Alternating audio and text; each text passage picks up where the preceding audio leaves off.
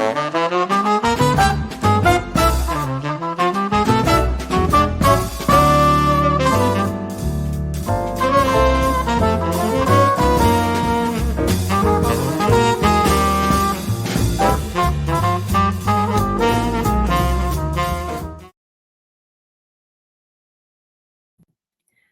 good afternoon, everyone. Welcome to the panel, The Next Wave of Bitcoin Leaders.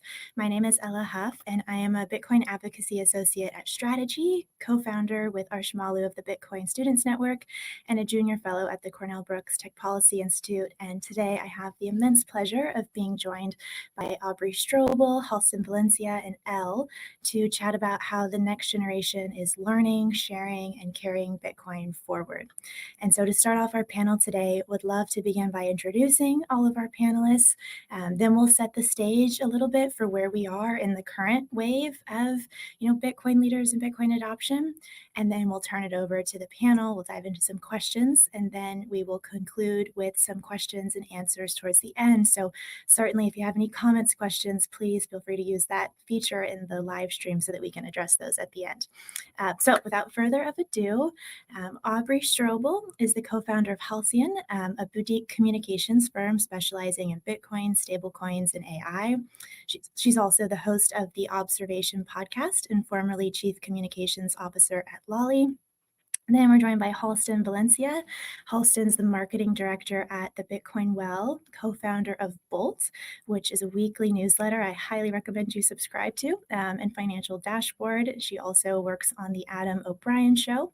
And then Elle is the founder and host of the Women in Bitcoin meetup in Sydney, where she creates, in her own perfect words, a space for abundance of curiosity and knowledge to bring more women into Bitcoin. So we have some great speakers today.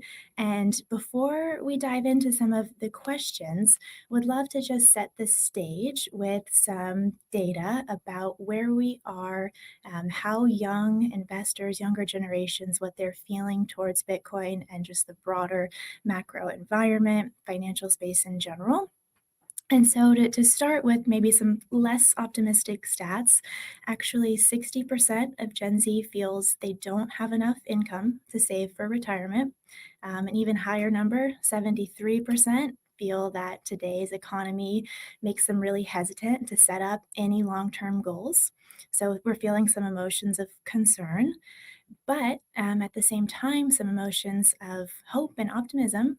Gen Z and millennials today are allocating 3 times more than older generations to assets like Bitcoin. More than a third of high-income US investors have started moving away capital from places and advisors who don't support Bitcoin. And a shocking number, 84%, plan to increase their holdings of Bitcoin. So they're finding a way out of some of this concern and, less than optimism. And then on a larger scale, a couple of years ago, Galaxy Research projected how much wealth could be transferred to younger generations by 2045. And that number is close to 85 trillion. And upwards of 225 billion could flow into assets like Bitcoin.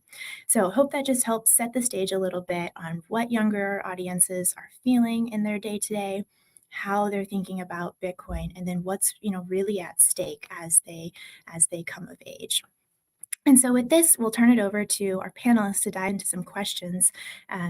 We're so fortunate because they work day in and day out to welcome, support, and build this next wave of Bitcoin leaders. And I would also add for all of our attendees, we're all leaders in this space. Everyone in this room or the audience is a leader. And so, just think in that frame as you listen throughout the panel and then for Q&A. So to begin, Bitcoin infamously has no marketing department. So I'd love to ask each of you kind of a 2-part question. First, who's been a leader for you in Bitcoin? What have you looked towards? How has that made it easier for you to come into the space? And then when you talk to, new folks adopting Bitcoin, how are they finding Bitcoin? What are some of the emotions you're hearing as reasons for them to come into this space? And so, Elle, I think, it's very fitting to start with you. You lead a meetup. You're hearing firsthand how people are coming into this space. What are you seeing as the main reason people walk through your door?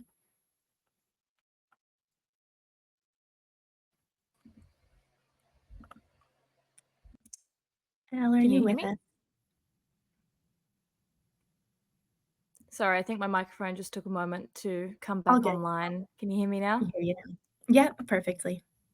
Yeah, awesome. I think the main reason, firstly, I should start with saying I host women in Bitcoin Sydney. So the community that I'm accessing um, is limited. It's just females.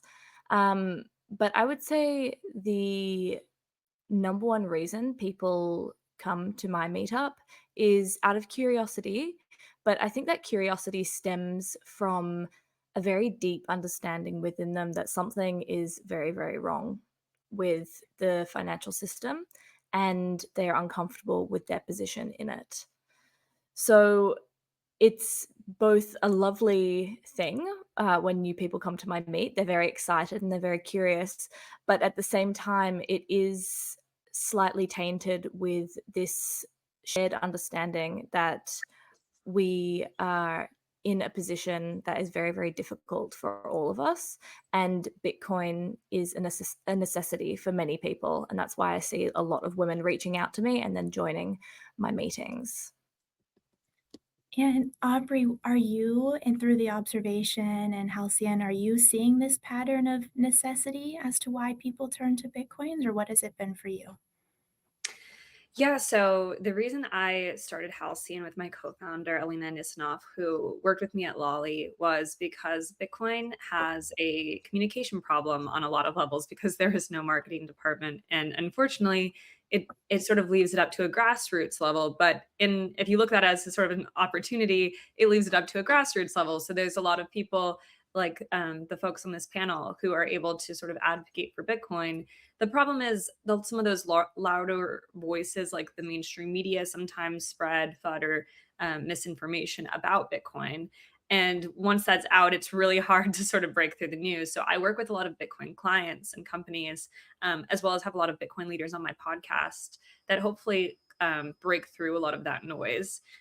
Because people don't know where to look, and a lot of younger people are confused. And I think with the rise of AI as well, and those LLMs kind of feeding different information, and you're having different sources. Like you could go to Grok and get something totally different than you get from Claude. Young people are not sure where to look, and so I think it's more important than ever to really have strong Bitcoin leaders who are breaking through a lot of what is going on because people are scared and the reality is the price is down and people are not sure if Bitcoin is the right asset for them. Yeah, thank you for kind of contextualizing all of that for us. And Halston, I would turn it over to you. I mean, you're the marketing director at the Bitcoin Well, so I'm sure this is something you think about, every day, how to help people navigate this confusion. And you're also such a student of AI, and how to use it effectively. So for you, what do you see as the main motivation for folks coming into Bitcoin, and how do you help support them on that journey? Yeah, I think what I've seen is people are coming to Bitcoin because they're feeling the pain of the financial system. I know I kind of been sharing my story the last 6 months about how I went to a private university, spent six figures on a business economics education because the promise was that if you went to school, did well in school, landed a great internship, and you would be set, you would find a great job, and you would be able to afford a future. And I think a lot of young people, especially, are recognizing that that is no longer true. That promise no longer exists, and there's something incredibly wrong with the system. And so I think in my circle and in my marketing efforts, I'm realizing that a lot of people are coming to Bitcoin because they've truly felt the pain. And this isn't just unique to the younger generation. This is millennials. This is Gen X. This is even some of the boomers as well who couldn't get into real estate. And so I think that especially when you're studying something like business economics or finance, and the professor's explaining how the Fed operates, it's just interesting because you're never really taught to question if it should operate that way. And I think the gap between the mechanics and that legitimacy is kind of where Bitcoin comes in.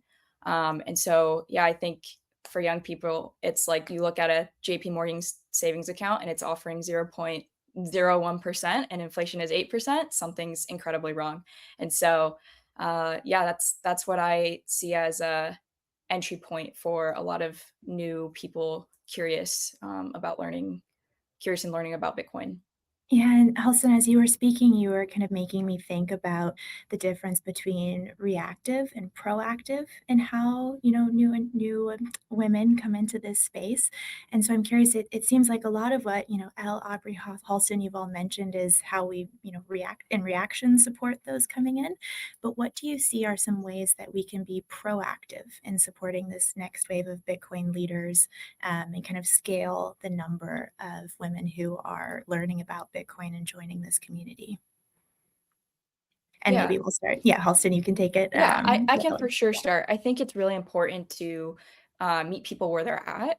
Not everyone is deep into the rabbit hole as we are. And I think people underestimate how much genuine education can happen in short form, especially on Twitter. I mean, that is really how I started getting into Bitcoin and learning. And you can explain the Canton effect in 280 characters much Mhm. better than a professor could maybe in 3 hours. And so I think I've been really trying to talk about these things online, on X, in short form video content on TikTok and Instagram. And I think that just meeting young people and women especially where they're at is paramount to seeing true understanding of this incredible asset. Yeah. And so Aubrey and Elle, I mean, you two are extraordinarily proactive, launching a podcast, businesses, meetup. What are some ways you think that everyone in the audience as well, can be proactive in bringing new women into this space? And maybe Aubrey, I'll start with you. Yeah. Great question. I think it kind of depends on where you live in the world as well. So people enter Bitcoin through what makes sense to them at the time. And I was fortunate enough to go down to South Africa. I made a Bitcoin film, and it was actually in the Bitcoin Film Fest in Warsaw, I think a few years ago, talking about circular economies and talking about adoption there. Now, that adoption story for women looks very different than the story of people where I live in the West Village. It's very different. People are now getting their Bitcoin, a lot of them in an ETF form or some sort of like they're custodying through Fidelity or something like that, which Mhm. not how I came into it, but very different than the story in South Africa, for example, where a lot of people were using Lightning. So I think it kind of everyone is on their unique Bitcoin journey, and it's different for everyone of how they're going to approach it.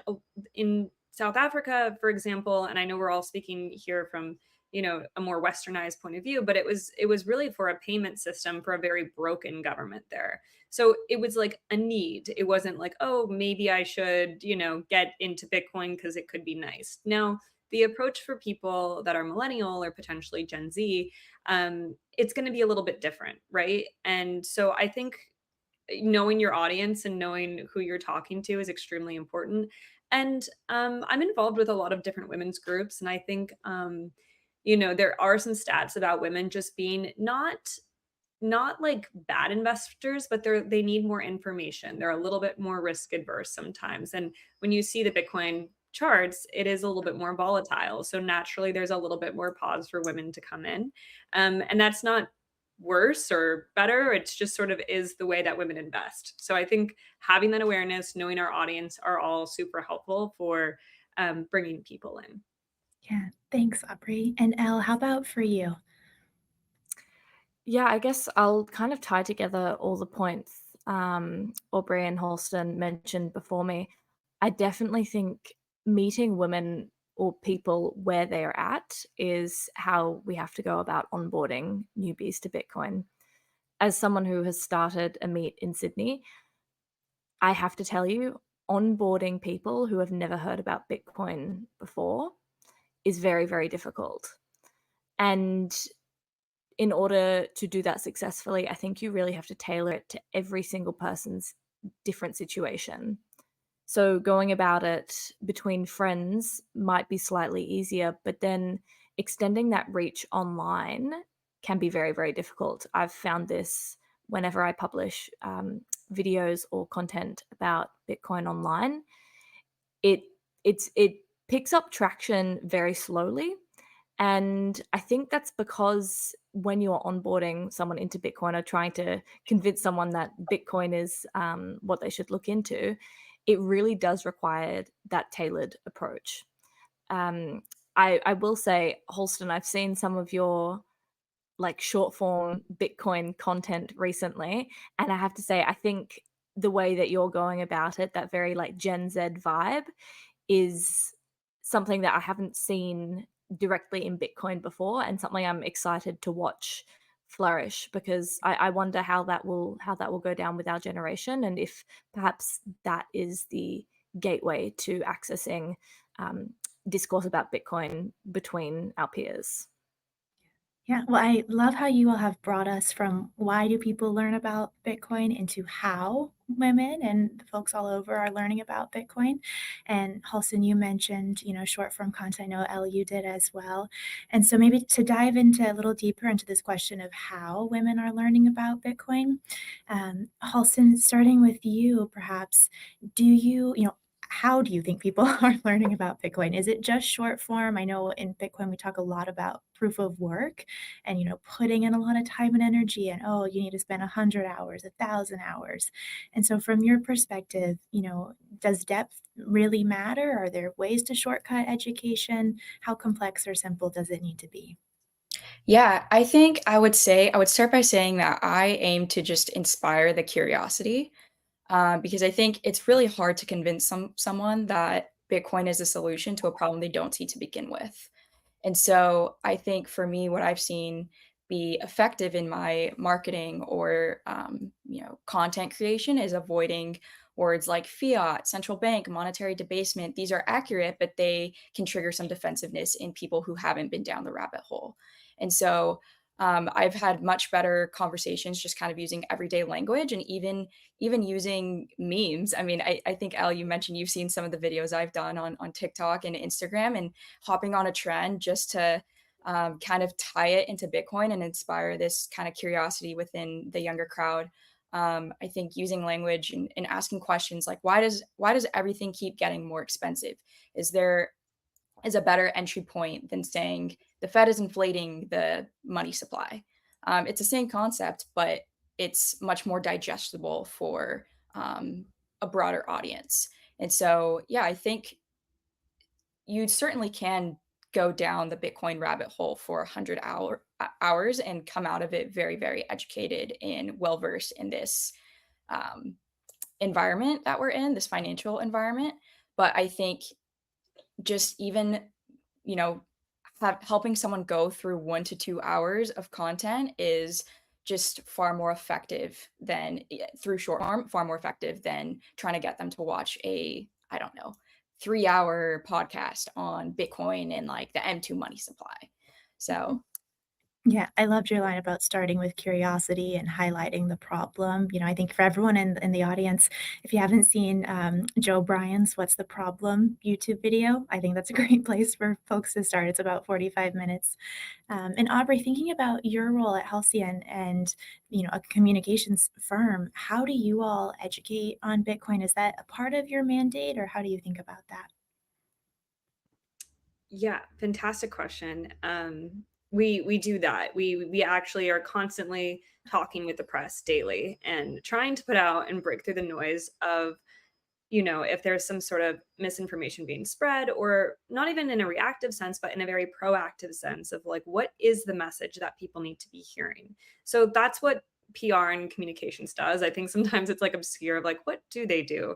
It's a lot of putting together information, putting together research, working with a research firm to put out like the best data right now and presenting that and getting that shared so that we actually have some firm, hard numbers, not just some sort of like soft talking points. So I think that's an important part of our job. But I think largely to a little bit of what Halston was talking about and what we were discussing with maybe like our friends or people we're having dinner with, I think a great example of that and it's just like thinking about the real estate market and like how people can't afford homes and looking at sort of the difference between millennials and Gen Z to also like Gen X and boomers, and just how a large part of the housing market is occupied by boomers, and how millennials now, the no one even that's 40 years old even like owns a home now. That's like the first age that people are sort of purchasing their first property, which is crazy in America, and that's a huge problem.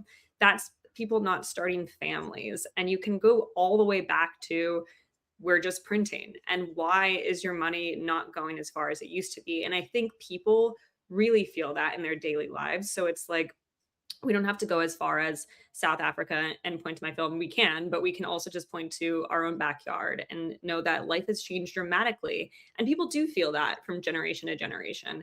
And unfortunately, it's kind of starting this like class, or sorry, generation like clash between, you know, us and the older generations, and people are upset and they should be upset. So I think that sort of is a very easy way for the how, I guess, of like, how do you get in? Why should you get in?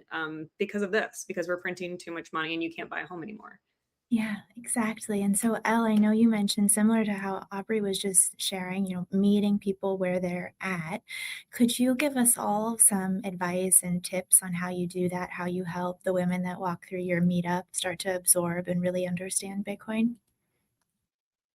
Yeah, of course. I think it's also really important that we remind ourselves, being so online, it is quite easy to forget this, but a lot of our education and our understanding about Bitcoin, or the general public's understanding about Bitcoin, is rather analog. It comes from conversations between peers, and conversations often that are informed by mainstream media, which I think has quite the vendetta against Bitcoin, unfortunately.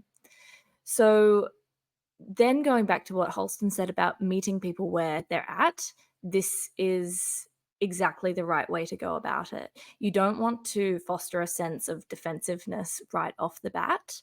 You want to challenge people's ideas and what they perhaps believe about money or what they've been taught to believe, but you don't want to challenge it so fiercely that they end up retreating into defensiveness. I think teaching people about what the actual problem is before presenting them the solution, that is Bitcoin, is also a really important part of bringing someone, or orange pilling someone, if you will.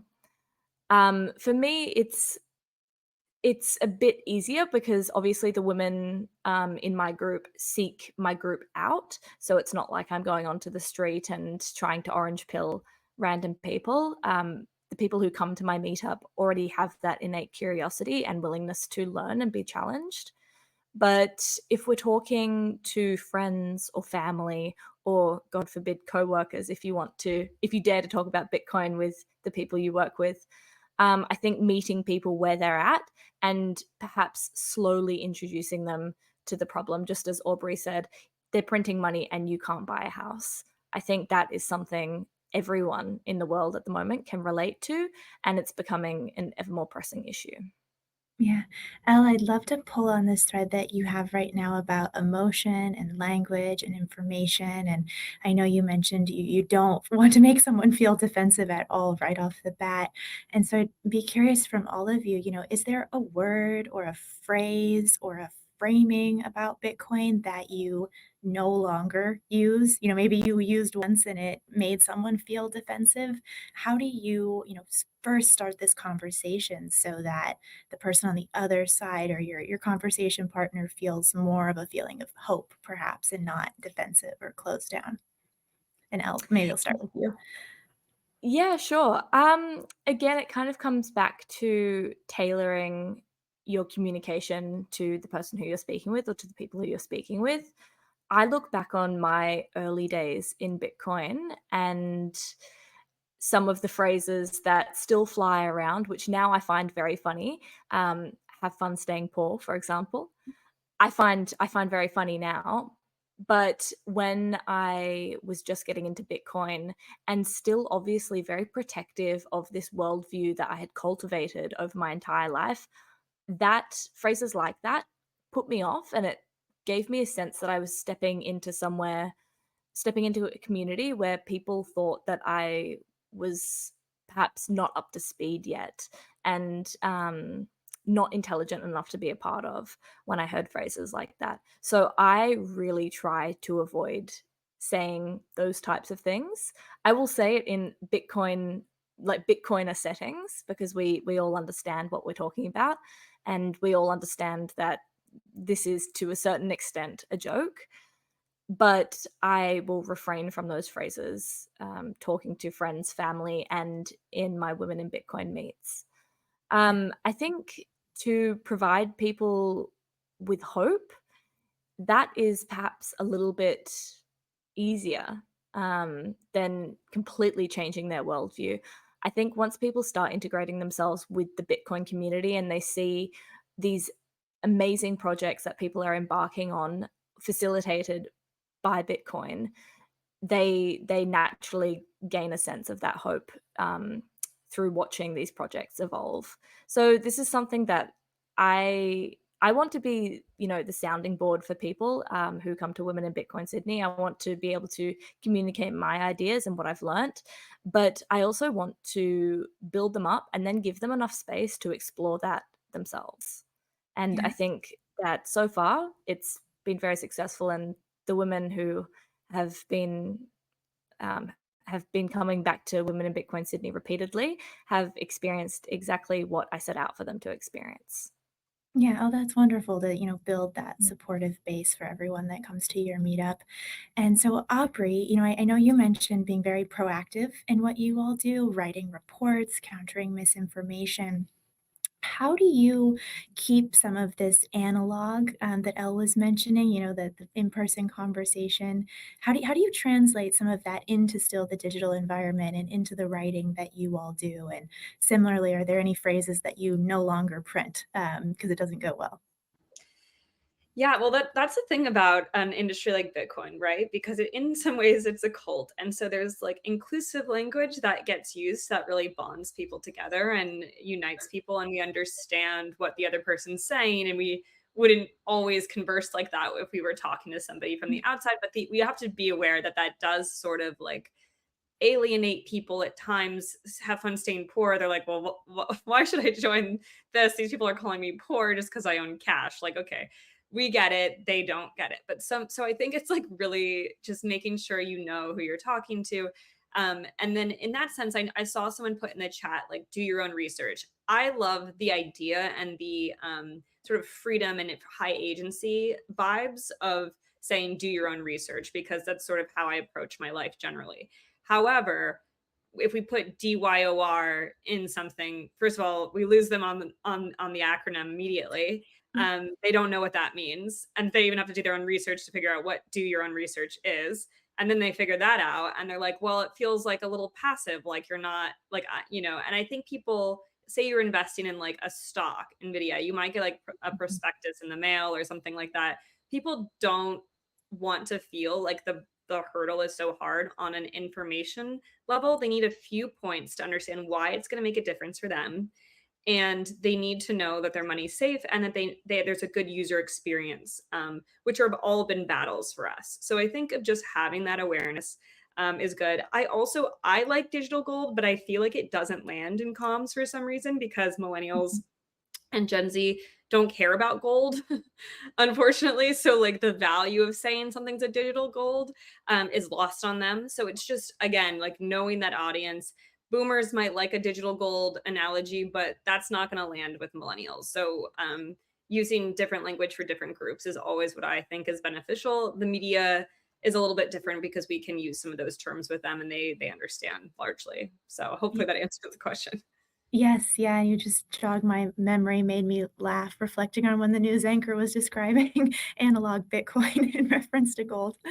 So Halston, turning to you, you create content of all different types, and curious if you have a North Star that guides you when you go to write a post or film a video or write your newsletter.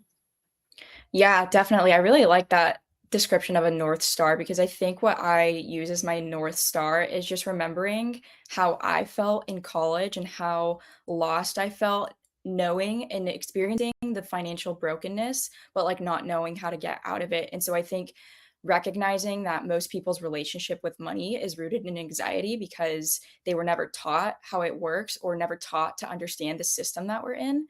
And when you actually understand the system, even with all its flaws, you kind of stop being afraid of it and start making these now educated, informed, deliberate decisions within it. And I Yeah. think Bitcoin specifically creates and fosters that confidence in individuals. And that's what I try to lean into and amplify with the messaging. And so, yeah, I really like I really like that we collectively agree that have fun staying poor is not a great way to bring people into the space and can be daunting. I also really don't like the NGMI not going to make it. I think it's just so distasteful, and it's like, well, yeah, I don't think that that's our job as educators and leaders, all of us being leaders, all of us who are Bitcoin advocates. I really like just Bitcoin is hope, and then, explaining why. And yeah.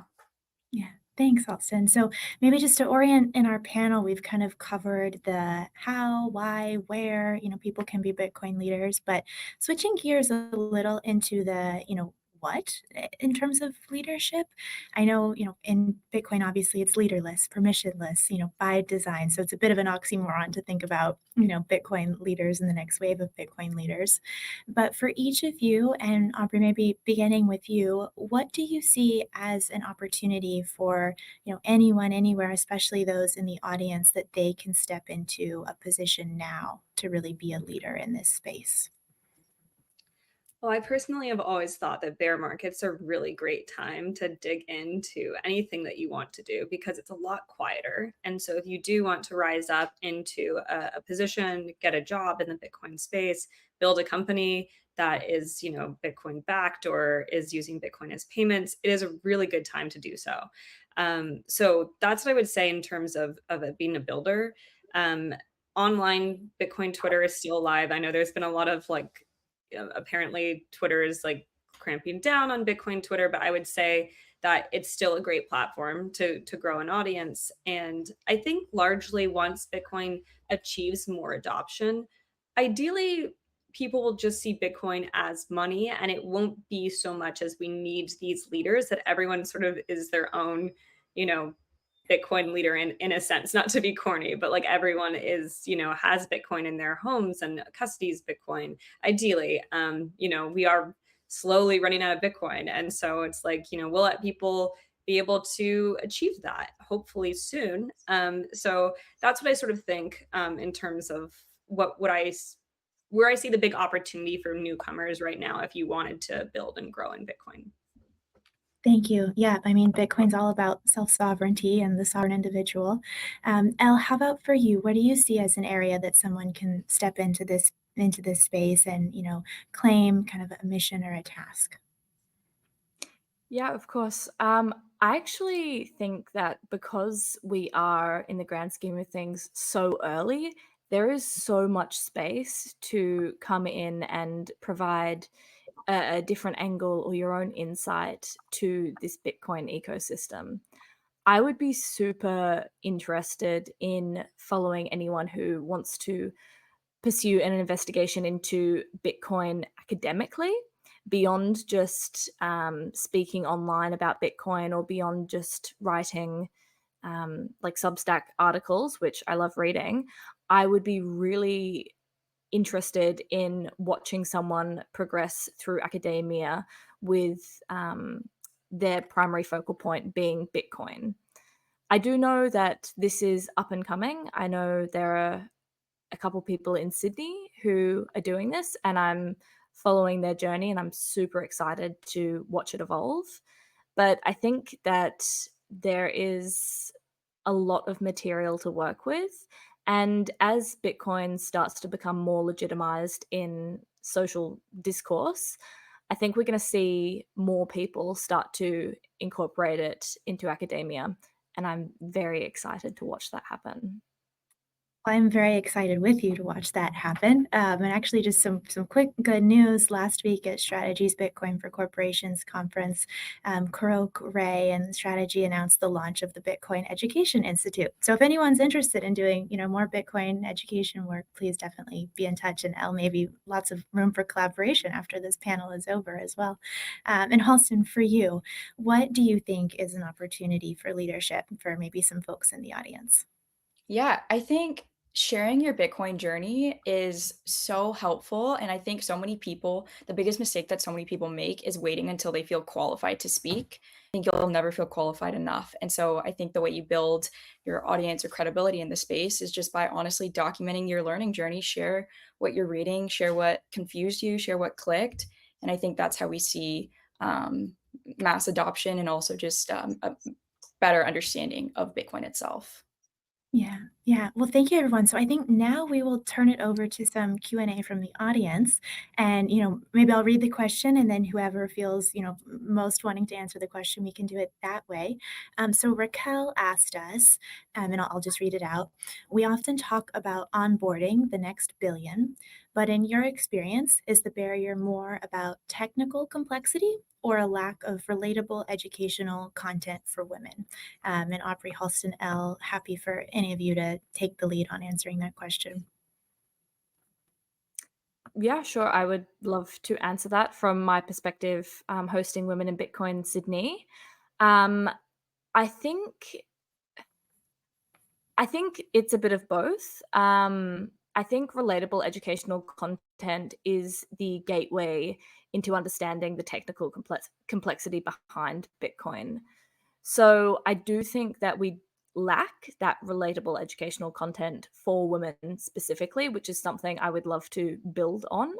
Um, but I think also, we're all here today because we have this shared interest and we're able to comprehend and understand and think critically about Bitcoin and its technical complexities. So this is not an issue of can women do this or can't they? I think it's more an issue of are they interested? Has their interest been spiked yet? And largely not so much. And I think that's where relatable content comes in, and talking peer to peer about what Bitcoin actually is and what it does. That will lead to further personal investigations where people can learn about the technical complexity on their own. Halston, Aubrey, is there anything that either of you would like to add for this question? I think Elle articulated that very well. I think that there is certainly a lack of relatable educational content specifically for women. I think what I've seen, even in our marketing strategy at Bitcoin Well and other exchanges, is a lot of the marketing verbiage is geared towards men who work in high finance. And so I think there's a discrepancy there. And that's why I strive to make relatable content for women. And we have great educators nowadays, like one of our own, Natalie Brunel, who just wrote an amazing book, Bitcoin is for Everyone, which my mom loved and so many of my girlfriends loved. So I think just seeing more content like that is geared specifically towards women will be paramount to seeing, the next billion being onboarded. Yep, and I think there's two other questions that I saw just scrolling in here that maybe tie a little bit together and we can answer in combination. So Efront had asked, do you think that it helps that young women will step forward and speak out about the challenges and solutions, or are younger men better at it? So I know, Halston, that was, just touching on something you were chatting about. And then Ilani also was asking, how do you handle questions you don't know? And so maybe if we want to think about both of these in combinations, the benefit of everyone sharing what they do know and how you handle that. So Aubrey, Halston, Elle, happy for either of you to take the lead with these questions. Happy to jump in here. Are we moving to this question now on the screen? Yes, I believe Okay. so. Yeah. Okay, so I think for the short form content that we've seen, perhaps we can speak about outside of X or where people are consuming, whether that be like Reels or YouTube or TikTok. A lot of that information had been stifled by a lot of those organizations for a while. And there's a lot of different people there explaining. And I think also because there are a lot of scams, and unfortunately, a lot of those scams take advantage of people, it is really hard to trust your source. And while they have clamped down on a lot of that stuff, it's really hard to know if you're, especially in the age of AI, if you're hearing from somebody, even in the short form content of like, is this a verified source? So I will say, even though that is a huge negative, there's a huge opportunity for women to make short form content on these channels, because I think the pressures have been brought down. If you are interested in Bitcoin, I would say go to these platforms where they haven't been fully disrupted yet. So that would be, I really think TikTok's a great place to grow. I think Reels is a great place to grow. Let people know why you've invested in Bitcoin, why you think it's great. Because that shows, that normalizes it. That shows that a woman isn't getting involved, and explain the reasons that are unique to you, not the talking points that you've heard online, but like, why did you get in? And I think that resonates and is more authentic. So that's specifically tailored to the younger women, I would say. Yeah. Thank you, Halston L. Is there anything you'd like to add in navigating technical complexity, or, different people explaining different topics in this space? Yeah, I can hop in there. I think that a big part of my job is breaking down these technical concepts that have traditionally been really only things that men talk about in their circles. And I think that there is, like Aubrey was saying, there's a lot of opportunities for women in short form content to, take something like, I always talk about the Cantillon effect and break it down into a simple thread, or even just a single tweet. I actually made a reel on the Cantillon effect. Took 30 seconds, and I think it resonated with a lot of women, specifically because it's just using our everyday language. I think another new strategy I've been kind of testing is tapping into pop culture and just culture in general to help break down these more technical monetary concepts. For example, I have a reel slash video I posted on X where I broke down banking and like Bitcoin as Gossip Girl characters, and like each character represented a different thing, and like Serena was Bitcoin. And so I think even just like little things like that is kind of how you meet women specifically where they're at. But yeah, I think Aubrey articulated that all very well. Yeah, no, you've all done an incredible job articulating. Maybe as a last question before we wrap up and share some guidance on where to go next for the day, I would love to ask each of you, what is your why? What gives you energy? What gives you hope? What keeps you going? I think it's always, motivating and encouraging to hear from others. And so, Elle, if you don't mind, we'll start with you as to, what is your why? What gets you up every morning? And I know it's 5 a.m. for you, so you're incredible for being here with us today so early. I mean, as it regards Bitcoin and why I'm integrated as a part of this community, it's because I was so disillusioned with everything that was surrounding me 3 years ago when I got into Bitcoin, politics, culture, um, the economy. And I was trying to sift out all of these problems in a way that made sense in my own brain and that was morally cohesive. So when I finally found Bitcoin, it felt like 1,000 tons off my shoulders. Things made sense because it all fit together, and there were rules that were governing it.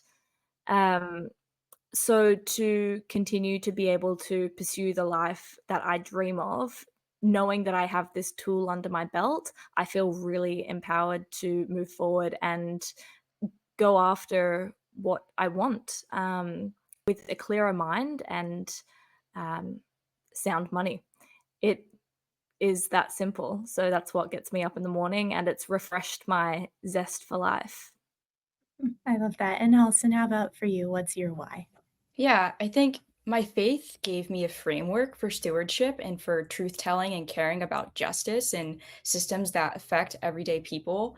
And I think Bitcoin was the tool that allows me to actually, it's the most powerful tool I've ever encountered for actually living those values out in the real world and in the economic world. So yeah, for me, the faith is the why, and the Bitcoin is kind of like the how. Yeah. And Aubrey, to bring us to a close, what is your why? I'm just so grateful for Bitcoin. It's really hard to think. I've been in Bitcoin 10 years now. So it's like, it is sometimes hard to feel, what do other people feel like who have not discovered it? And I think that feels a little biblical in some way. I am a Christian. And so it's like, it's like you've seen the light in a sense. And I'm not saying that you have to like believe in a divine power to get into Bitcoin. It's just sort of this like aha moment that you have of like, oh, okay, wow, there's this one thing that's been created that makes sense and is like a lifeboat in a sense. Yeah. So I think that Bitcoin for me, I really couldn't imagine my life without it. And I want that same thing for everyone. And I want everyone to be able to experience Bitcoin. So you know, hopefully things like this, the Women in Bitcoin Summit, will continue, and there will be able to be more opportunities to bring people in so they can experience what everyone on this panel has already experienced with Bitcoin. Yeah, yeah, Bitcoin certainly is a tool for truth, integrity, hope, agency. So thank you all so much for being with us today, everyone in the audience, everyone on the panel.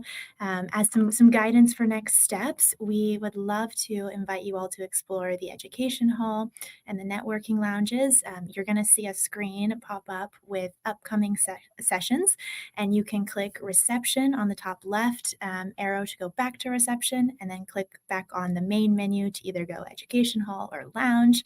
And then when you enter any of the booths, be sure to scroll down and join a table.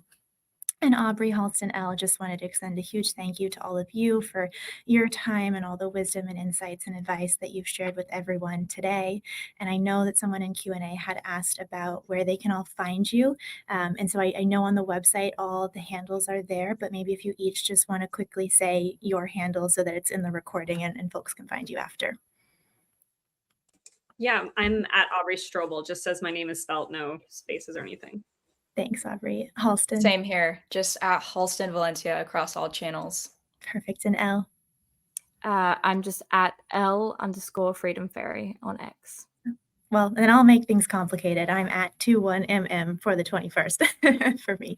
Well, thank you all so much. Hope you have an incredible rest of your day. And thanks to everyone in the audience who joined us. Thank you, everyone. And thank you, Ella. Thanks for having us. Thanks. Bye, everyone. Bye.